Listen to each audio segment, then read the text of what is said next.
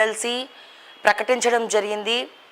So పార్టీని నమ్ముకున్న వాళ్ళకి ఈసారి టికెట్లు ఏరి కోరి వెతికి మరి ఇచ్చినారు. వెతికి అన్న సెన్స్ ఫర్ ఎగ్జాంపుల్ విజయశాంతి చూద్దాము. విజయశాంతి గారి విషయానికి వస్తే తను కాంగ్రెస్లో బీజేపీ నుండి కాంగ్రెస్లోకి జాయిన్ అవ్వడం జరిగింది, రావడం జరిగింది. తను ఎప్పుడైతే కాంగ్రెస్లో చేరిందో అప్పటి నుంచి విజయశాంతి చాలా సైలెంట్గా ఉండడం జరిగింది.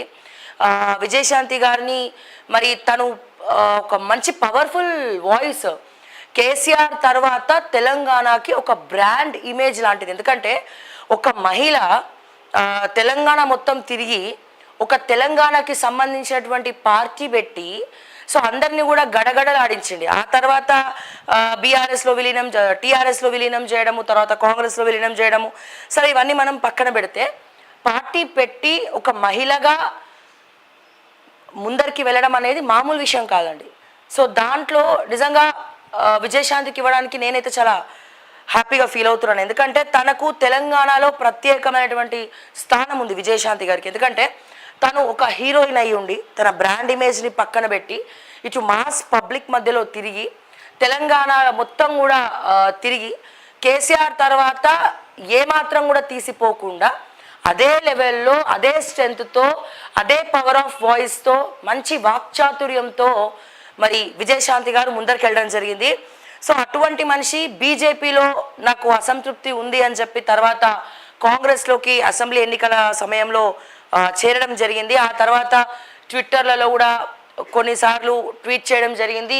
తర్వాత సైలెంట్ అయిపోయింది. అంటే మంచి మంచి లీడర్స్ని కాంగ్రెస్ పార్టీ పక్కన పెట్టేసింది. అయితే ఇక్కడ మీనాక్షి నటరాజన్ గారు విజయశాంతి ఎక్కడా, విజయశాంతి ఎక్కడా, విజయశాంతి ఎక్కడా అని చెప్పి తన గురించి ఎంక్వైరీ చేసి మరి తన గురించి మరి ఇప్పుడు నామినేటెడ్ ఎమ్మెల్సీ విజయశాంతి గారికి ఇవ్వడం జరిగింది. నిజంగా చాలా సంతోషం. అండ్ దానికంటే ముందు విజయశాంతి గారి భర్త అయినటువంటి శ్రీనివాస్ గారు ఎన్నోసార్లు ఏఐసిసికి లెటర్ రాశారంట. మా పరిస్థితి ఏంటి, మేము కాంగ్రెస్ నమ్ముకొని వచ్చినాం, అట్లాంటిది మమ్మల్ని రానియట్లే, మమ్మల్ని మాట్లాడియట్లే, మమ్మల్ని పట్టించుకోవట్లేదు. అన్నిటికంటే ముందు పార్టీని విలీనం చేసినాము, తెలంగాణకి కమిటెడ్గా వర్క్ చేసినాము, అటువంటి మమ్మల్ని మరి ఎందుకు పిలిచి అవమానించారా, అసలు మమ్మల్ని పట్టించుకునే నాదుడు లేడా అని చెప్పి దాదాపు 1 ఇయర్ నుంచి శ్రీనివాస్ గారు, విజయశాంతి గారి భర్త అయినటువంటి శ్రీనివాస్ గారు ఏఐసిసికి ఎన్నో లెటర్స్ రాయడం జరిగింది. సో ఈ రోజున ఆ లెటర్స్ని కన్సిడర్ చేసుకున్నటువంటి రాహుల్ గాంధీ కావచ్చు, మీనాక్షి నటరాజన్ కావచ్చు, లేదు కమిటెడ్గా వర్క్ చేసిన వాళ్ళకి ఖచ్చితంగా ఉండాలి అని చెప్పి నామినేటెడ్ ఎమ్మెల్సీ పదవి విజయశాంతికి ఇవ్వాలని చెప్పి విజయశాంతికి కేటాయించడం జరిగింది. ఇక స్పెషల్గా నేను విజయశాంతి గారి గురించి ఎంత చెప్పినా తక్కువ, ఎందుకంటే నాకంటే బాగా మా తెలంగాణ ప్రజలకే తెలుసు. సరే డెఫినెట్గా ఒక మహిళకి మంచి పదవి ఇప్పటికైనా కాంగ్రెస్ గుర్తించింది. ఎందుకంటే కాంగ్రెస్లో వాస్తవానికి బీఆర్ఎస్లో అందరూ మాట్లాడేటోళ్ళే ఉన్నారు. అంటే అందరూ బీఆర్ఎస్ పార్టీలో, నేను బీఆర్ఎస్ అని పలకను, నేను టీఆర్ఎస్ అని అంట. తెలంగాణ రాష్ట్ర సమితిలో అందరూ మాట్లాడేటోళ్ళే ఉన్నారు. కేసీఆర్ దగ్గర నుంచి, కేటీఆర్ దగ్గర నుంచి, కవితక్క దగ్గర నుంచి, హరీష్ రావు దగ్గర నుంచి, సో ప్రతి ఒక్కరు కూడా మాట్లాడేటోళ్ళే ఉన్నారు. సో అట్లా ఏ మాజీ మంత్రులను తీసుకున్నా, ఎవరిని తీసుకున్నా వాళ్ళు మాట్లాడతారు. అదే కాంగ్రెస్ విషయానికి వస్తే ఎవ్వరు కూడా మాట్లాడలేరు. ఇక రేవంత్ రెడ్డి మాట్లాడినా అది కొంచెం సబ్జెక్ట్ ఓరియంటెడ్గా ఉండదు. అంటే సబ్జెక్ట్ అయితే మాట్లాడు, అవుట్ ఆఫ్ ద సబ్జెక్ట్ మాట్లాడతారు. అండ్ అట్లాగే ఇక కొద్దో గొప్ప ఎవరు మాట్లాడతారో కూడా అర్థం కాదు, వాళ్ళు మాట్లాడినా మనకి ఎవరికి అర్థం కాదు. ఇక మరి బడ్జెట్ అసెంబ్లీలో మరి ఏం నడిపిస్తారో ఏమో కాంగ్రెస్ వాళ్ళు తెలియదు. అట్లాగే బీజేపీ విషయానికి వస్తే మంచి మా స్పీచ్ ఇచ్చినా, కొద్దిగా ఏమైనా మాట్లాడినా బండి సంజయ్ గారు, రఘునందన్ రావు గారు అండ్ ధర్మపురి అరవింద్ గారు వీళ్ళు అద్భుతంగా మాట్లాడతారు మళ్ళా. సో అట్లా కాంగ్రెస్లో ఒక పవర్ ఆఫ్ వాయిస్ అనేది లేదు. ఎందుకంటే తెలంగాణ ప్రజలకు ఒక లీడర్ ఏమైనా పని చేస్తున్నాడా లేదా అనే విషయాన్ని మనం పక్కన పెడితే ఆ తెలంగాణ ప్రజలు ఎప్పుడు కూడా ఫస్ట్ వాక్చాతుర్యం ఉన్నటువంటి వాళ్ళను లీడర్గా ఎన్నుకుంటారండి. మీరు అబ్జర్వ్ చేయండి, తెలంగాణలో ఎవరైతే వాక్కులతో, ఎవరైతే మాటలతో, ఎవరైతే అద్భుతంగా మాట్లాడతారో, ఎవరైతే అత్యద్భుతమైనటువంటి వాక్చాతుర్యం ఉంటుందో ఆ వాక్చాతుర్యం ఉన్నటువంటి లీడర్స్ ఎవరు కూడా తెలంగాణలో ఫెయిల్ అవ్వలేదు.